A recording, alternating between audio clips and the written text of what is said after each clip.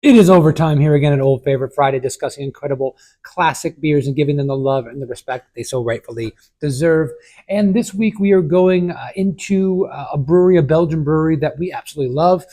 Um, Yet another one of these beers that I can't believe we have not talked about yet on Old Favorite Friday after 3 years of doing incredible beers. There's so many more out there.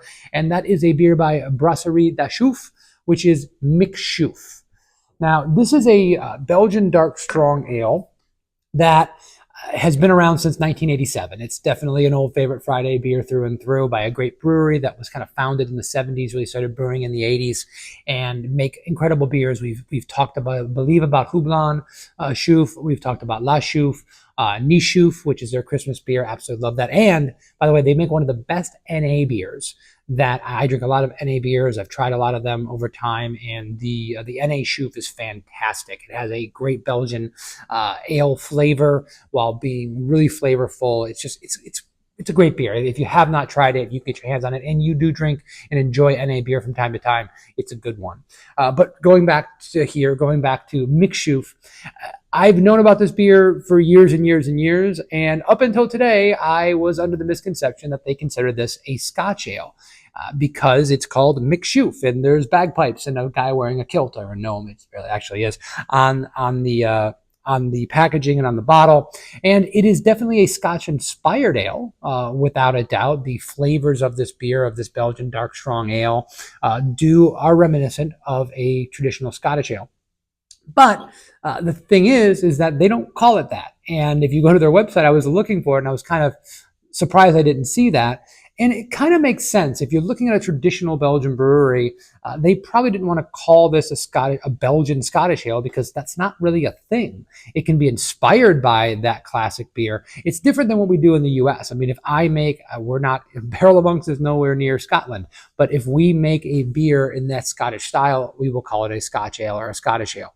So I can see why they didn't go down that road. It definitely is inspired, like I said, without a doubt. So I wasn't completely off base in talking about that, but it's interesting the way breweries want themselves to be perceived, the way that they want their beers to be thought of. And the words they use are a Belgian dark strong ale. So that's what we're gonna stick with here. Uh, as a Belgian dark strong ale, you're going to have a Belgian yeast character. The Belgian yeast character is in that kind of quad like flavor profile where we're going more for esters and those fruity flavors. Even though there is some spiciness here, there's some phenol, so it's well rounded. It's not just one note. There's also what I would call a respectable amount of hop balance here. It does not finish sweet in any way, shape, or form. There's some earthiness there. There's a little bit of grassiness from the hops, but the malt and the yeast are really where the flavors kind of shine in this beer. As you can tell by the color, this is dark. It has a deep brown color, mahogany color, if you will. And beers like this, especially brewed with this kind of inspiration, are going to border on that brown sugar, molasses, caramel, toffee. Those flavors are prominently featured in this beer. You're also going to pick up a lot of dried fruit, fig, raisin, things of that nature. Maybe a little bit of nuttiness as well, but we're really getting this incredible malt flavor mixed with that yeast profile. Yeah, I was interested in going because I always try to look on the website of these breweries because I have my interpretation of them. If you guys are drinking these beers, you're going to have your interpretation. They might say they have a flavor in them that you don't get, or you might taste something that they don't list as their flavor profile. There were two things in this beer that I was interested in. One was the licorice flavor, which I assume is dark licorice or black licorice, which, really until thinking about it, I didn't think I was picking up, but now after maybe it's the power of suggestion, I'm picking up a little anise, a little dark black licorice kind of flavor. And the other thing was they really featured the idea of like pear, which are some of these more light, delicate fruits, not just like the dark dried fruits that I'm picking up more, which I'm not picking up as much.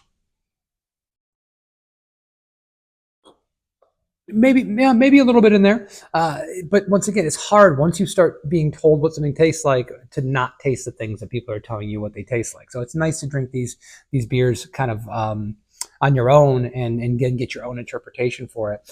But I think what is most interesting to me about that is that pear flavor, and how they talked about this beer was they talked about it a little more like it was more delicate and not like kind of dark and dense, and even maybe pairing with some more delicate fare as well.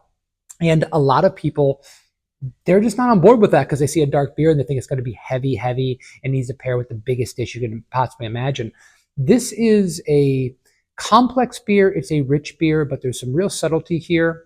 And it is, for the lack of a better term, drinkable. It is an 8% beer that is not cloyingly sweet, does not destroy your palate, and can go with more, if we're talking about food pairings, go with some more delicate fare and really pair well together.